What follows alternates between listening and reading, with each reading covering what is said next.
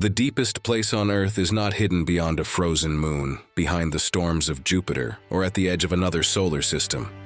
It lies on this planet, beneath the western Pacific, under a surface that can look almost peaceful from above. A ship can cross it beneath a clean sky. Sunlight can glitter on the waves. The horizon can appear ordinary, blue, and open. Yet far below, the ocean drops into a trench so deep that the tallest mountain on Earth could be lowered into it and still leave water above its summit. This is Challenger Deep, the lowest known point of the ocean, inside the Mariana Trench. It is nearly 11 kilometers beneath the surface, a distance so large that the human mind struggles to place it inside a familiar world. We can say 36,000 feet. We can say 7 miles. We can compare it with Everest, with aircraft altitude, with city skylines stacked into darkness. Still, the number remains cold and resistant. Depth is difficult to imagine because it removes the visible scale. Above a mountain, the summit can be seen. Above the trench, there is only water. The descent toward Challenger Deep is a slow departure from the conditions that make human life possible. Color fades, heat disappears, pressure grows with every meter. The sea becomes black long before the bottom is reached. In the final kilometers, the ocean is a body of cold weight, pressing from every direction with a force that would destroy ordinary machines. The terror of this place comes from its closeness. It belongs to Earth. It is part of the same planet that holds beaches, cities, forests, and fields. The Mariana Trench is a geological wound shaped by movement on a scale far beyond human time. It exists where the Pacific Plate is forced beneath the smaller Mariana Plate, sinking back into the Earth in a process called subduction. This is one of the planet's great machines, slow enough to seem still, powerful enough to raise island arcs, trigger earthquakes, build volcanoes, and carve depressions into the ocean floor. The trench is therefore not an accidental hollow. It is the visible line of a deep planetary collision. From above, the Pacific appears like a continuous sheet of water. From beneath, it is a landscape of ridges, plains, seamounts, fracture zones, volcanoes, trenches, and slopes. The ocean floor has its own geography, as complex as any continent, though most of it lies beyond ordinary vision. The Mariana Trench curves through the western Pacific like a vast crescent. Challenger Deep sits near its southern end, a depression within the depression, a final narrow basin where the sea reaches its greatest known depth. For a long time, this hidden architecture could only be guessed. Early sailors crossed deep water with no reliable picture of what lay beneath them. The first measurements were made with sounding lines, simple weights lowered from ships into the darkness. Later came echo-sounding, sonar, mapping campaigns, remotely operated vehicles, autonomous craft, and human-rated submersibles. Each tool gave the abyss more definition, yet definition did not remove its power. A mapped trench remains an abyss. A measured darkness remains dark.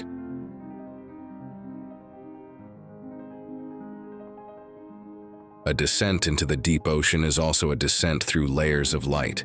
Near the surface, the sea is alive with the energy of the sun. Phytoplankton drift in the illuminated water, feeding the base of marine food webs. Fish flash in schools. Reefs bloom in warm shallows.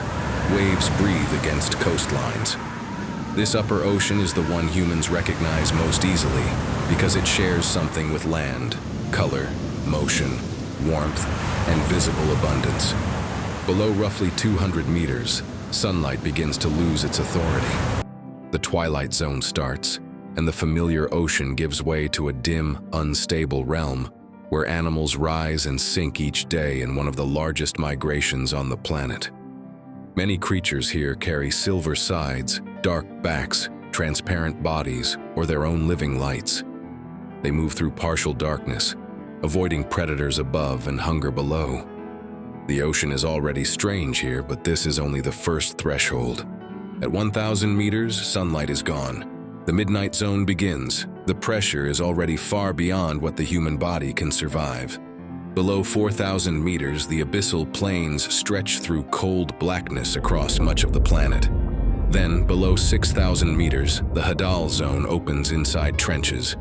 The name comes from Hades, the ancient underworld, and it fits with uncomfortable precision. Challenger Deep lies in this Hadal realm, where the seafloor is not simply deep, but extreme. Pressure is the defining terror of Challenger Deep. Darkness can be pictured, cold can be felt, distance can be calculated. Pressure at this scale is harder to imagine because it has no shape. It does not roar, burn, or strike from a single direction. It surrounds. It waits. It presses evenly, constantly without fatigue. At the bottom of Challenger Deep, the pressure is roughly 1,000 times greater than the pressure at sea level. A person placed there without protection would not experience the place as an explorer. The body would fail immediately under conditions for which no surface organism is built. Gas spaces collapse. Tissues are crushed. The structures that allow breathing, circulation, and movement lose meaning under the weight of nearly 11 kilometers of water.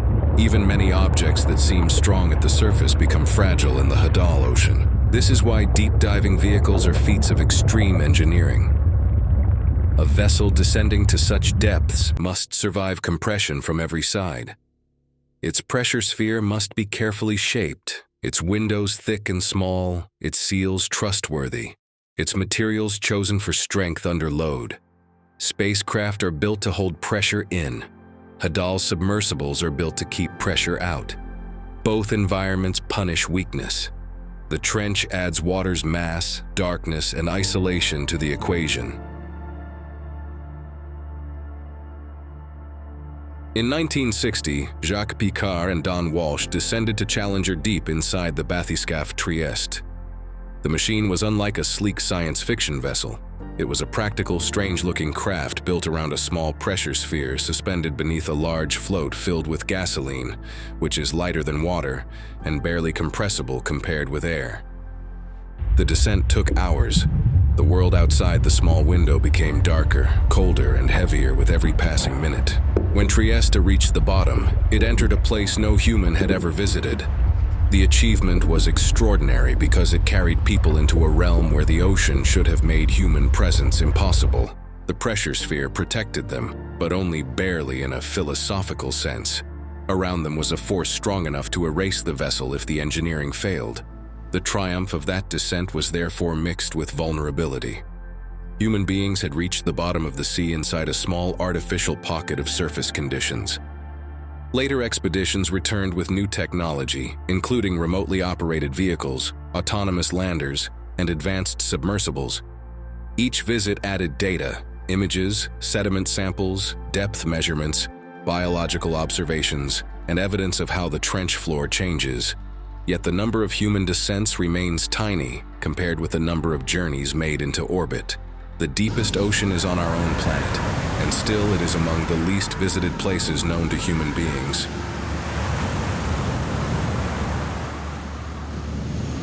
The most unsettling discovery about the deepest ocean is that it contains life. This does not mean it is crowded like a reef or lively like a continental shelf. Life at Hadal depths is sparse, specialized, and often difficult to observe. Yet it exists. Small crustaceans called amphipods move through trench environments as scavengers. Microbes live in sediments. Sea cucumbers, worms, and other animals have been recorded in deep trenches. Some fish are adapted to enormous pressure, though even they have limits that prevent vertebrate life from extending indefinitely downward. These organisms survive by obeying the rules of the deep rather than resisting them in the human sense. Their bodies are shaped by pressure, cold, and scarcity. Their chemistry functions under compression. Their tissues often appear soft or delicate because they live in equilibrium with the surrounding water. Removed from depth, many would be damaged by the conditions we call normal. The surface world can be violent to creatures built for the abyss. Food in the trench often arrives from above. Organic matter sinks through the water column as marine snow. Larger falls, such as the remains of animals, can create temporary islands of abundance. Material can also slide down trench slopes and accumulate in basins, concentrating nutrients in unexpected ways. The Hadal zone is severe, but it is connected to the life above it. Even the deepest bottom is fed, indirectly, by the upper ocean. Much of the deep sea depends on sinking material from sunlit waters, but the ocean also contains places where life draws energy from chemistry. Hydrothermal vents found in other deep ocean regions release hot mineral-rich fluids from the crust. Around them, microbes use chemical compounds as energy sources, forming the basis for entire communities of tube worms, mussels, shrimp, crabs, and other organisms. These ecosystems changed the way science understood life. The existence of such communities matters when thinking about the trench because it reveals a broader truth. The deep ocean is not merely a passive grave for material falling from above. It is linked to the planet's interior, to heat, minerals, subduction, earthquakes, and chemical exchange between rock and water. The seafloor is active. It breathes through vents, cracks, slopes, sediments, and microbial processes. Even in darkness, the Earth continues to feed and reshape life. This has consequences beyond oceanography. Deep-sea ecosystems have influenced the search for life beyond Earth. If life can persist in dark water using chemical energy, then hidden oceans inside icy moons become more plausible habitats. The abyss on Earth becomes a model for alien oceans. The deepest parts of our planet may be among the best clues for understanding where life could exist elsewhere.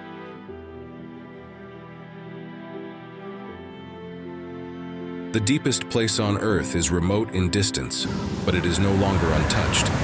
Human traces have reached the trench. Plastics, chemical pollutants, and other signs of surface activity have been detected in deep-sea environments, including the Hadal zone. This is one of the most disturbing facts about the modern ocean. Even places once imagined as unreachable have become part of the human footprint. A plastic object in shallow water is ugly and familiar. A plastic object in a trench carries a different emotional weight. It means the waste of ordinary life has traveled into a world of total darkness and crushing pressure. It has moved farther downward than almost any human being will ever descend. It has crossed layers of the ocean and arrived in a place that should have been protected by remoteness. The trench becomes a record of connection. Pollution at depth also challenges the comforting idea that the abyss is separate from the surface. The ocean is one system. Currents, sinking particles, sediments, animals, and chemical processes link upper waters with deep basins. What enters the ocean can travel, fragment, sink, accumulate, and persist. The trench does not stand outside history. It receives history in slow motion.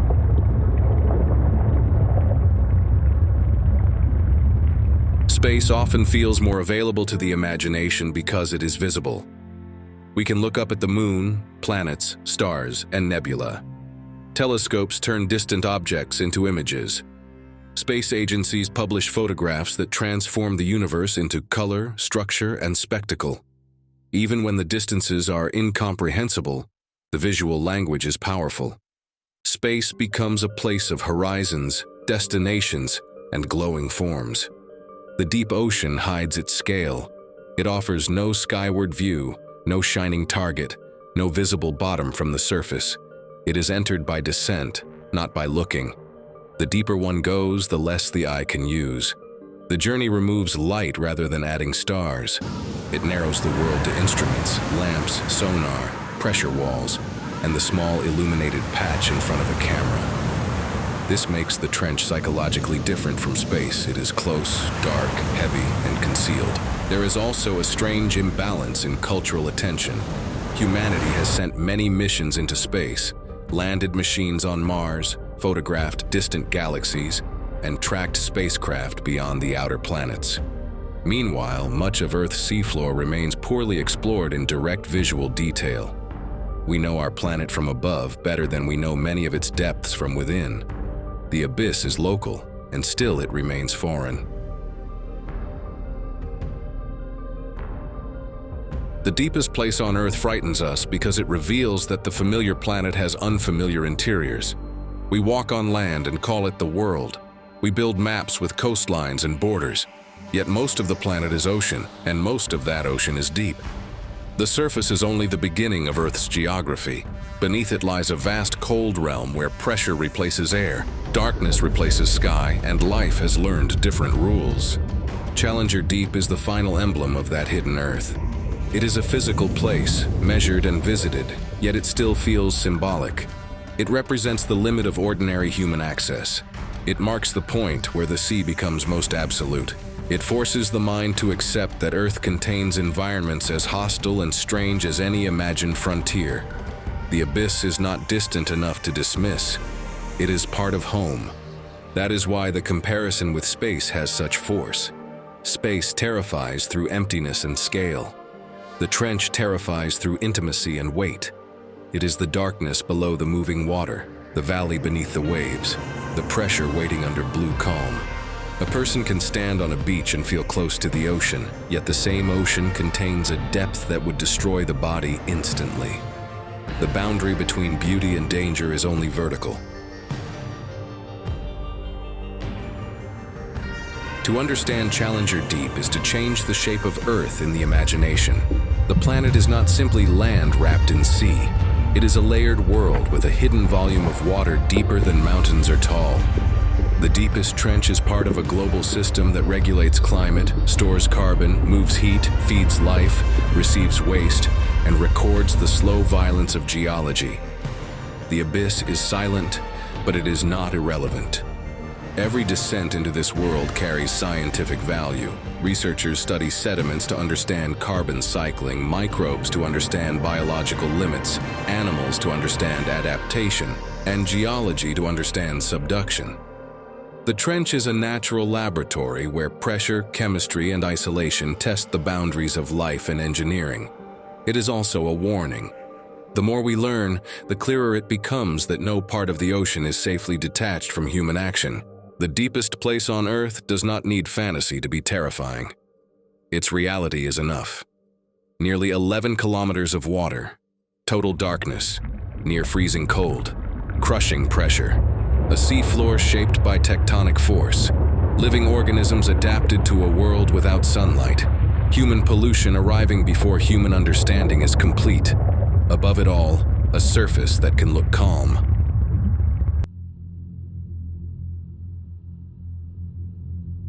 When a ship crosses Challenger Deep, the sea does not open. No visible sign marks the abyss below. The waves continue their ordinary movement. Clouds pass overhead. The Pacific stretches outward in all directions. The deepest place on Earth remains concealed underwater, as if the planet were keeping its most severe truth out of sight. That concealment is part of its power. The trench exists whether we think about it or not. It waits beneath weather, trade routes, satellites, maps, and myths. It is a place where Earth becomes almost unrecognizable while remaining entirely itself. In that contradiction, the abyss gains its hold over the mind. It shows that the unknown does not always require distance. Sometimes it lies directly beneath the surface. The deepest place on Earth is more terrifying than space because it is the alien world we already belong to. It is close enough to share our tides, remote enough to resist our bodies, and powerful enough to remind us that the planet is still larger, deeper, and stranger than the world we see from shore.